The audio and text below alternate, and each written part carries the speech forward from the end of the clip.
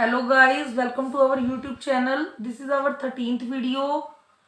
पिछली वीडियो में मैंने आपको 9.1 के 4 सम तक करवा दिए थे। 5th सम देखो अब।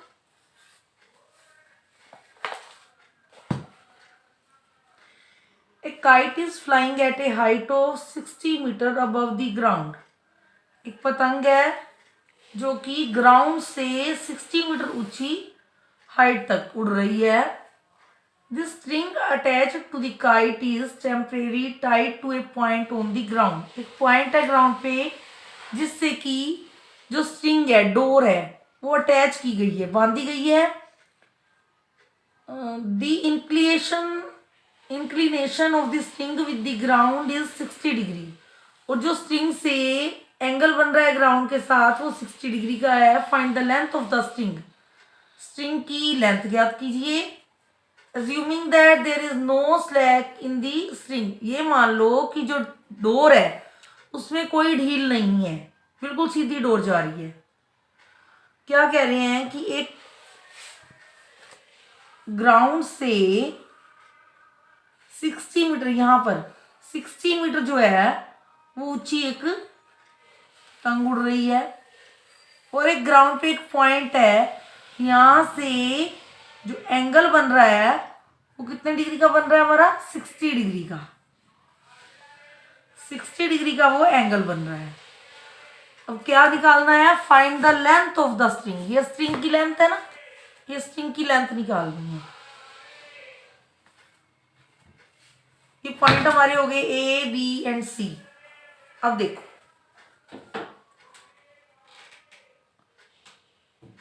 ए सी जो है वो है length of string. Length of string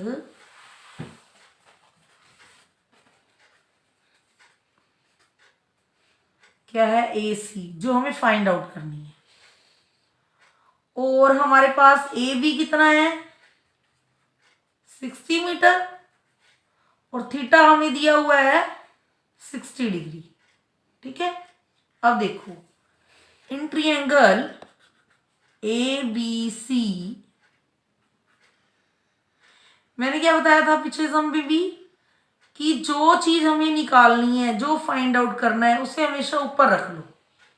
रख सकते हो इधर उधर भी, पर जल्दी समझ में भी आएगा और सोल्व भी आसानी से हो जाएगा। ए सी ऊपर रख दिया, जो हमें फाइंड आउट करना है। और जो गिवन है, गिवन क्या है? A B. ए बी हमने नीचे रख दिया।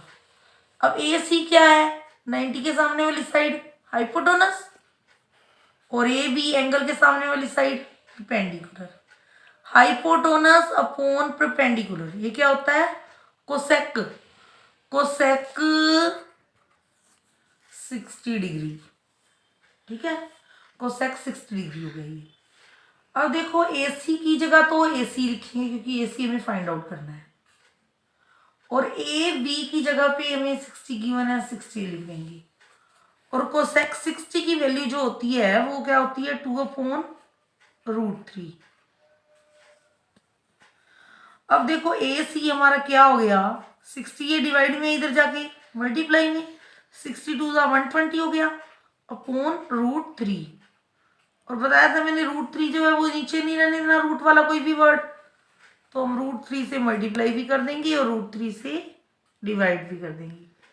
ये क्या हो जाएगा? 120 √3 अपॉन √3 को √3 से मल्टीप्लाई करेंगे 3, 3 1 is 3, 3 4 is 12 एंड ये क्या हो गया हमारा? 40√3 मीटर। ये डोर की जो है वो लेंथ निकल गई। ये हमारा आंसर आ गया। ठीक है। अब इसका 6th सम देखो।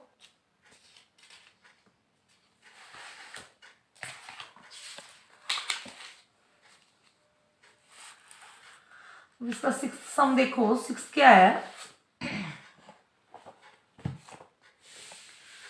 A 1.5 meter tall boy is standing at some distance from a 30 meter tall building. एक 30 मीटर टॉल बिल्डिंग है। ये एक 30 मीटर टॉल बिल्डिंग है। ठीक है। और कह रहे हैं 1.5 मीटर टॉल बॉय। एक 1.5 मीटर टॉल बॉय है वो इस बिल्डिंग से कुछ दूरी पर खड़ा है, ठीक है। यहां लगा लो, ये है 1.5 मीटर टोल बॉय है मान लो, ठीक है। ए बी जो है वो एक टोल बॉय है, सी डी बिल्डिंग की हाइट है। अब देखो आगे क्या है, the angle of elevation from his eyes to the top of the building increases from 30 degree to 60 degree as he walks towards the building. कह रहे हैं कि as he walks towards the building, जैसे वो बिल्डिंग की तरफ जाता है उसकी आंखों से जो ये एलिवेशन एंगल है, एंगल ऑफ एलिवेशन है, वो पहले 30 डिग्री बन रहा था, अब कितना हो जाता है 60 डिग्री। 30 डिग्री फ्रॉम 30 टू 60 है ना, इसका मतलब कि पहले 30 डिग्री बन रहा था, अब 60 डिग्री बन रहा है। यानी कि यहाँ से ये जो बॉय है अगर ये बिल्डिंग के टॉप पर देख रहा है तो इसकी आईज से यहाँ से जो ये एंगल बन रहा है वो बन रहा है 30 डिग्री। बट कह रहे हैं एज ही, क्या क्या क्या कहा इन्होंने, ये देखो इन्होंने लिखा है as he walks towards the building, जैसे जैसे वे बिल्डिंग की तरफ जाता है। अब ये बिल्डिंग की तरफ गया, ये जो tall boy 1.5 metre tall boy था, मान लो ये यहाँ आ गया, यहाँ 1.5 मीटर टोल बॉय ये वॉक करके यहाँ आ गया चल के। अब ये जो एंगल है, ये एंगल अब 30 की जगह पर कितना का बन गया, 30 से 60 डिग्री पर आ गया।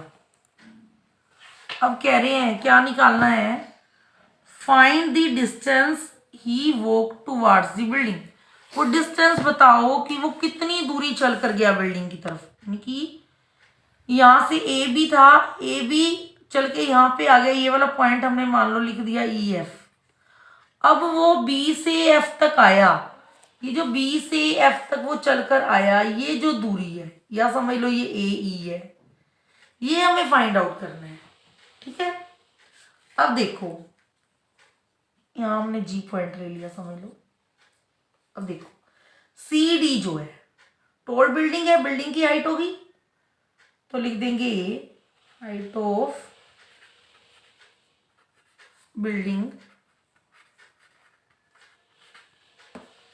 सी डी इक्वल है 30 मीटर। और जो ए बी है, ई एफ है, जी डी है, ये तीनों इक्वल है।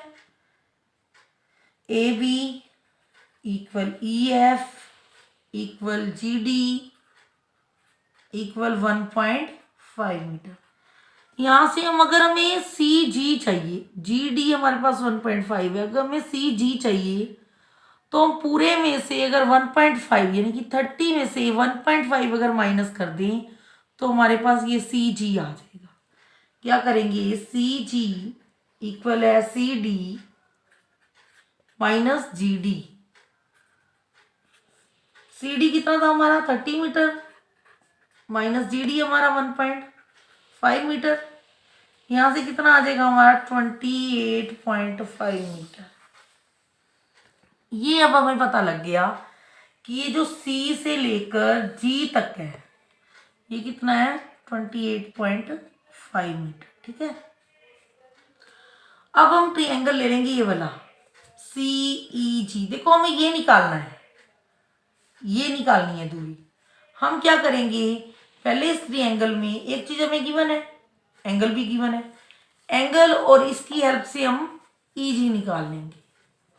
उसके बाद फिर ये बड़े वाला ट्रायंगल ले लेंगे, इसमें भी 28.5 CG गिवन है, इसकी हेल्प से और इस ये वाले एंगल की हेल्प से, मान लो ये वाली जो लाइन है बीच वाली ये नहीं है, ये एक ही ट्रायंगल है बड़ा, तो इसकी हेल्प से हम ये पूरी AG भी निकाल लेंगे।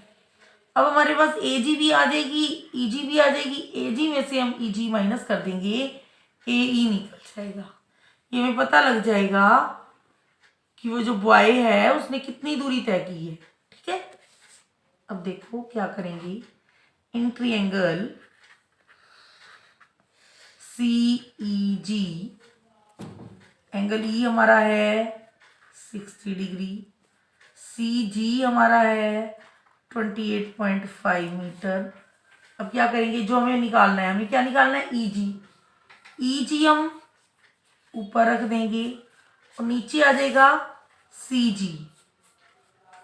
अब देखो एंगल के सामने वाली साइड सी जी तो है परपेंडिकुलर, सी जी तो है परपेंडिकुलर, और अगर ये परपेंडिकुलर है तो ये क्या हो गया बेस, और बेस अपॉन परपेंडिकुलर क्या होता है कोट, कोट क्या आ जाएगा 60 डिग्री। अब क्या होगा ई जी रहेगा और सी जी की जगह पर 28.5 आ जाएगा, और कोट 60 की वैल्यू क्या होती है 1/√3। यहां से ई जी क्या आ जाएगा, ये देखो ई जी क्या आ जाएगा हमारा, ये 28.5 जो है ये डिवाइड में है, इधर जाके मल्टीप्लाई में 28.5 अपॉन √3। ठीक है। अब यहां से देखो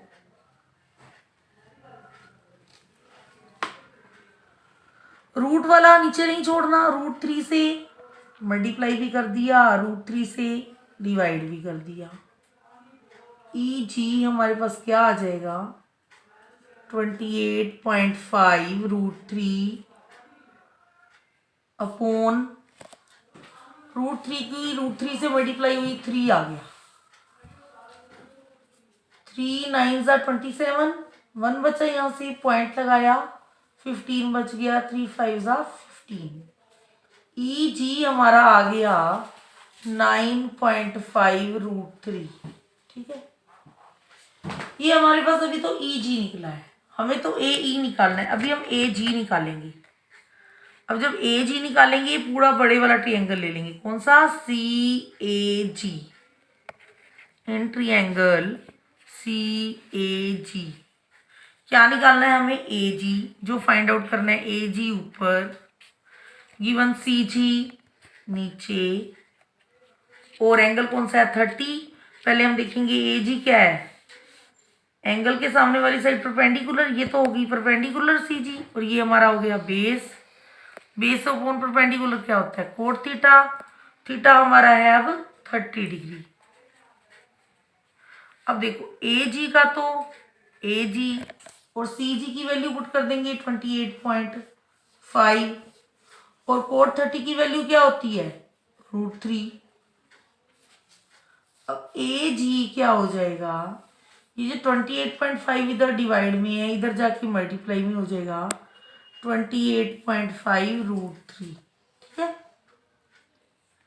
अब देखो इसके बाद ए जी भी निकल गया, ई जी भी निकल गया, हमें तो निकालना है ए ई, बी एफ समझ लो या ए ई समझ लो। ठीक है, तो क्या लिखेंगे, ये जो थी डिस्टेंस कवर्ड बाय बॉय, जो डिस्टेंस कवर किया बॉय ने वही निकालना है ना हमें।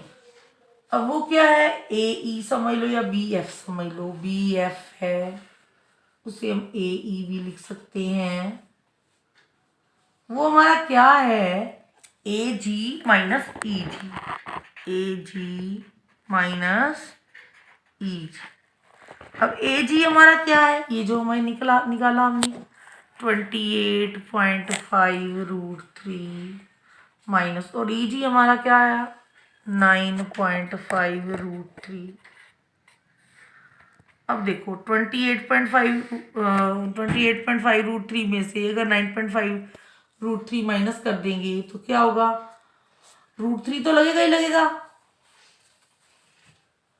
0.5 में से 0.5 गया तो 0 हो गया, और 28 में से 9 चला गया, 18 में से 9 गया 9, और यहाँ 1, 0 तो हट ही जाएगी, क्या आ गया 19 √3। देखो कईयों को ना ये माइनस करने में प्रॉब्लम रहती है कि रूट वाले कैसे माइनस करें। मैंने कई बार पहले भी बताया है कि जो रूट वाला वर्ड है, अगर आपको रूट में कंफ्यूजन रहती है समझ लिया करो, रूट का कोई भी वर्ड एक बार अपने माइंड में समझ लो कि ये एक्स है, ये भी x है। अब 28.5x में से 9.5x माइनस कर ही सकते हो, बस वैसे ही रूट बस लगाना है। ठीक है, एक्स की एक्स नहीं है, √3 है, √3 लगा दिया। अब ये आ गया 19 √3 मीटर। इतना डिस्टेंस कवर किया, ठीक है बॉय ने, ये हमारा आंसर आ गया। यहाँ हमारा 6 सम कंप्लीट हो जाता है। अब 7 सम देखो।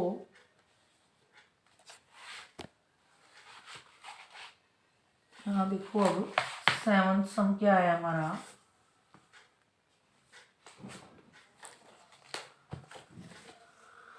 From a point on the ground, the angles of elevation of the bottom and the top of a transmission tower fixed at the top of a 20-meter high building are 45 degree and 60 degree respectively. Find the height of the tower. क्या कह रहे हैं, ये एक 20 metre high building है। ये 20 metre high building है, ठीक है। यहां से कह रहे हैं ये जो 20 मीटर हाई बिल्डिंग है, इसके ऊपर ये देखो, from a point on the ground, ground के एक पॉइंट से the angles of elevation of the bottom and the top of a transmission tower fixed at the top of a 20 metre high building. ये जो building है 20 metre, इसके ऊपर एक tower fix किया गया है। ये मान लो ये टावर है, ये ए बी जो है ये बिल्डिंग है, और ए बी का जो ये टॉप है ए, इस टॉप के ऊपर एक टावर लगा हुआ है। जो टावर यहाँ पे सी पॉइंट से समझ लो, सी से ए तक है। और ये जो ग्राउंड का एक पॉइंट है, इस पॉइंट से एंगल ऑफ एलिवेशन, बताया था ना मैंने, एंगल ऑफ एलिवेशन क्या होता है। हम नीचे खड़े होकर ऊपर देख रहे हैं, यहाँ जो एंगल बनेगा, एक ये एंगल बॉटम का और एक टॉप का। टावर का बॉटम तो ये हो गया ना, ये बिल्डिंग का तो टॉप है, बट टावर का ये बॉटम है। एक तो टावर के बॉटम से, एक टावर के टॉप से, ये वाला एंगल, ठीक है। ये कह रहे हैं ये वाला एंगल जो है, बॉटम वाला एंगल जो है वो 45 डिग्री का है, और ये जो पूरा है टॉप का, ये हमारा है 60 डिग्री का, ठीक है। ये डी पॉइंट है, समझ लो। डी पॉइंट से हम देख रहे हैं, अगर हम यहाँ देखते हैं तो एंगल बनता है 45। अगर इसी पॉइंट पर खड़े होके हम सी को देखते हैं तो वो एंगल बनता है 60 डिग्री। अब हमें क्या निकालना है, find the height of the tower. ये जो टावर है सी ए, इसकी हमें हाइट निकालनी है, ठीक है। अब देखो, हाइट ऑफ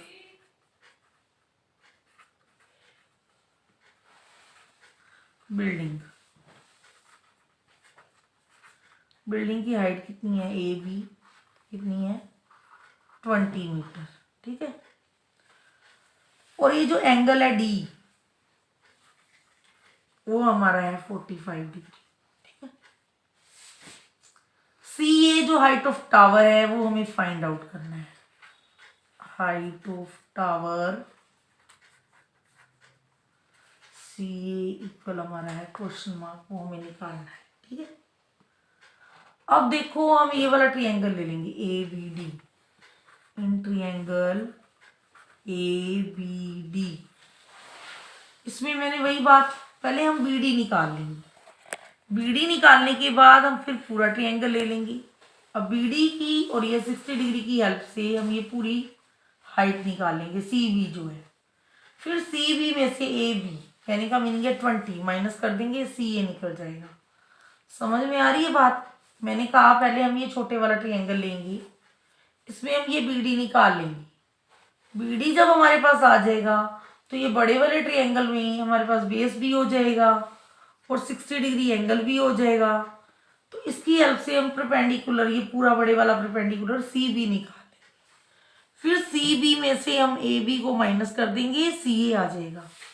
देखो अब हमें क्या निकालना है, बी डी। बी डी को ऊपर रख देंगे और अपोन में जो गिवन है ए बी को नीचे रख देंगे।